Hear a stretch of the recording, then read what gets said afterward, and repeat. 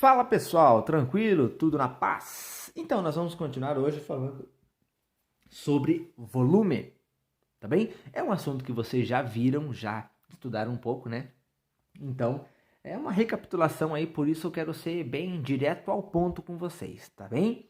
O que seria o volume? Entendendo um pouquinho do volume, né? Volume é o espaço que existe dentro de um determinado objeto tridimensional. Tá bem? Isso seria a ideia do volume, tá certo? É diferente de capacidade. Os dois estão super relacionados, porém é diferente de capacidade. Volume é o espaço, capacidade é quanto cabe dentro desse espaço. Então, quando a gente fala em volume, a gente sempre vai calcular o volume em metros cúbicos, centímetros cúbicos, decímetros cúbicos. E aproveitando o vídeo, a gente vai falar um pouquinho sobre essas unidades de medida de volume. Mas já chegamos lá. Os dois volumes que vamos estudar hoje é o volume do bloco retangular e o volume do cubo. Como que eu identifico quando que é um bloco retangular? Esse bloco retangular é legal. Até o famoso trava-língua lá, né? Que a galera fala para as crianças. Fala aí, paralelepípedo. O nome, digamos que científico de bloco retangular é paralelepípedo reto retângulo. Por que esse nome? Primeiro, reto retângulo. Vamos entender o reto retângulo. Né? Reto retângulo porque todos os lados formam ângulos retos entre si. E retângulo porque cada face lateral, tanto esta quanto a de cima, cada tampa do nosso bloco, ele é no formato de um retângulo. Claro que aqui está parecendo que é um paralelogramo, né? Mas é que a gente desenhou em perspectiva, por isso que está assim, tá bem? Quando você pega aí um bloco retangular, você vai ver que todas as faces são triangulares.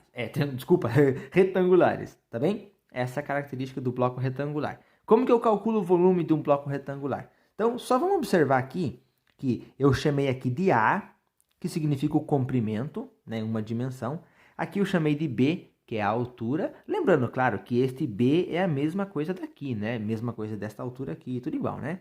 E C é a largura. O volume de um paralelepípedo reto-retângulo, de um bloco retangular, é calculado multiplicando as três dimensões.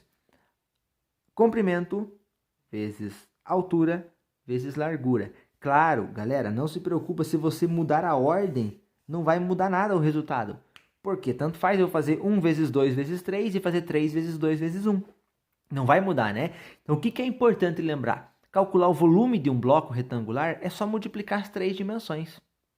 Certo? Tranquilo? Vamos supor que nós temos este mesmo bloco aqui, ó. E se eu falar para vocês que o comprimento é 10 centímetros, seria 10 vezes a altura 5 centímetros, vezes 5, e a largura 3 centímetros, vezes 3. 10 vezes 5, 50. 50 vezes 3, 150. O volume seria 150 centímetros cúbicos. Olha que fácil, é só multiplicar as três dimensões, comprimento, largura e altura. Tranquilo?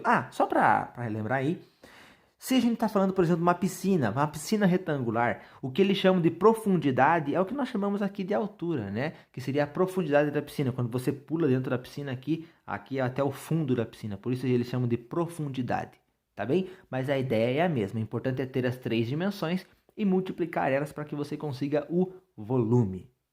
Aproveitando a ideia, o cubo é muito parecido, tá bem? Qual que é a diferença do cubo? É que as três dimensões são o mesmo valor. Tanto o comprimento, quanto a largura, quanto a altura, todos eles têm o mesmo tamanho. Essa é a característica do cubo, né? Então ele também é um bloco retangular? Pode ser chamado sim de um bloco retangular, sem problema nenhum, tá bem? Só que a característica dele principal é que todos os lados, todas as suas arestas, que é o nome correto, né? As arestas todas têm a mesma medida, o mesmo tamanho. Por isso eu coloquei aqui, ó, volume igual a A vezes A vezes A. Comprimento, vê que não muda, comprimento vezes largura vezes altura. É a mesma ideia do bloco, tá bem? A mesma ideia do bloco. Só que daí, como nós temos letras iguais, é comum na matemática, quando nós temos uma multiplicação de letras iguais, nós escrevemos usando potência, né? O A é o lado do cubo, e aí elevado ao cubo, elevado à terceira potência, porque repete 3 vezes, né? repetiu 3 vezes aqui. Então, podemos escrever o volume do cubo como V, volume, igual a aresta, a medida do lado, elevado ao cubo, elevado à terceira potência. Tranquilo? Percebeu que é a mesma coisa? Comprimento vezes largura vezes altura. Independente da ordem, você terá como resultado o volume. Lembrando que sempre o volume é calculado em cúbico, metros cúbicos, centímetros cúbicos, decímetros cúbicos, tudo bem? Área, calculamos quadrado, né? Metro quadrado de área, centímetro quadrado, decímetro quadrado, milímetro quadrado. Já volume é sempre cubo, tá bem? Anota aí.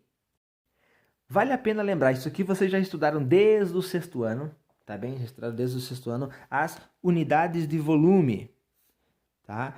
Nós temos esta mesma tabelinha, vamos chamar assim, para todas as unidades de comprimento, de área e de volume, tá bem? O que a gente precisa entender e relembrar é fazer as transformações. Como assim transformações? Vamos supor que eu calculei lá um exercício, um volume, e eu cheguei em um determinado valor. Por exemplo, assim, ó, eu cheguei em 0,5 metros cúbicos. Só que eu não quero esta informação em metros cúbicos. Eu quero que ela esteja em decímetro cúbico. O que eu vou fazer? Olha bem, é muito simples.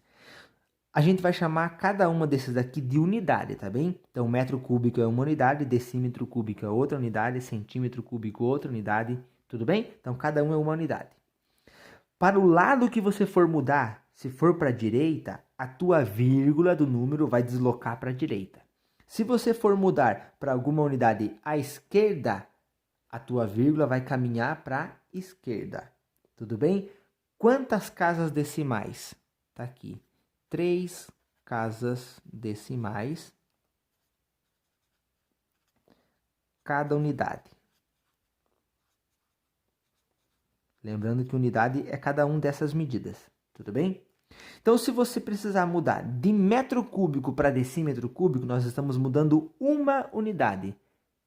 Para cada unidade, 3 casas decimais. Mas para que lado? Para o lado que você foi. Você não mudou de metro cúbico para decímetro, você não foi para a direita, a vírgula vai para a direita. Mudou para a esquerda, a vírgula vai para a esquerda. Então, como eu comentei desse exemplo, eu quero mudar de metro cúbico para decímetro cúbico. Veja, eu estou aqui, metro cúbico. Para decímetro cúbico, vou mudar uma unidade. Quer dizer, 3 casas decimais, né? A vírgula estava aqui, então ela vai 1, 2, 3. Ela vai lá no finalzinho. E nós andamos 2 casas sem ninguém, né? 500 decímetro cúbico. Essa vírgula do final eu posso ignorar, né? Posso tirar ela fora. Tudo bem? Vamos fazer mais um exemplo aqui? Vamos supor que eu tenho a minha informação em metros cúbicos. Eu tenho assim, ó.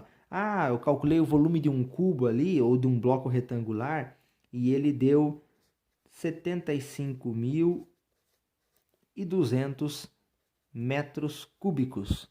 Mas o exercício, a informação, quer que eu passe... Opa, quase que não coube aqui, galera. Quer que eu dê essa informação em decâmetros cúbicos, tá bem? Então nós vamos ter que fazer a transformação, tem que mudar, né? De metro cúbico para decâmetro. Veja bem, da unidade metro para decâmetro, a gente foi uma unidade para a esquerda. Então a vírgula vai deslocar para a esquerda, tá bem? Aonde que está a vírgula desse número? Sempre que você olhar o número e não aparecer a vírgula, ela está aqui no finalzinho. Vou até colocar ela aqui, certo? Então ela vai ter que caminhar para a esquerda, 3 casinhas decimais. Então vai lá, ó, 1, 2, 3, ela vai vir para aqui, né? Vai ficar 75,2 decâmetros cúbicos. Tudo bem? 75,2. Então, em relação às unidades de volume, são importantes lembrar, mas principalmente lembrar da tabela, da sequência e dessa ordenzinha aqui, ó. O resto não vai ter segredo, tá bem? Ah, preciso mudar de centímetro cúbico para metro cúbico. Tudo bem, sem crise. De centímetro para metro são 2 unidades, ó. 1, 2, certo? Cada unidade, 3 casas decimais. Ao total, você vai andar 6 casas decimais. Para que lado? No sentido que você andou, para a esquerda. Se precisa mudar de quilômetro cúbico para metro cúbico, nossa, é longe, né? 1, 2, 3 casas decimais. 3 unidades, né? Cada unidade de 3 casas decimais dá um total de 9 casas decimais. Então, você vai pegar a vírgula do número e vai deslocar no mesmo sentido que você andou, então, para a direita, as 9 casas decimais. Tudo bem? Belezinha? Anote isso aí, é bem importante. Tenha esta tabelinha sempre em mãos aí, tá? Para você poder resolver tranquilo. Beleza? Vamos falar um pouquinho agora sobre capacidade e a relação que ela existe com o volume. Para iniciar e entender esta relação volume e capacidade, vamos falar primeiro sobre medidas de capacidade. O que é capacidade, galera? O famoso litro e o mililitro, né? O ml, mas geralmente a gente fala ml, a gente não fala mililitros, né? Até é estranho escrever, ó, não parece que está errado? Mililitros, mas é isso mesmo, né? Mili quer dizer mil, mililitros, tá bem? Então, olha lá como é importante pensar nisso. As duas medidas de capacidade mais importantes são litros e mililitros, o litro e o ml, tudo bem? É importante entender que existe uma relação entre as duas, que é esta relação aqui, ó.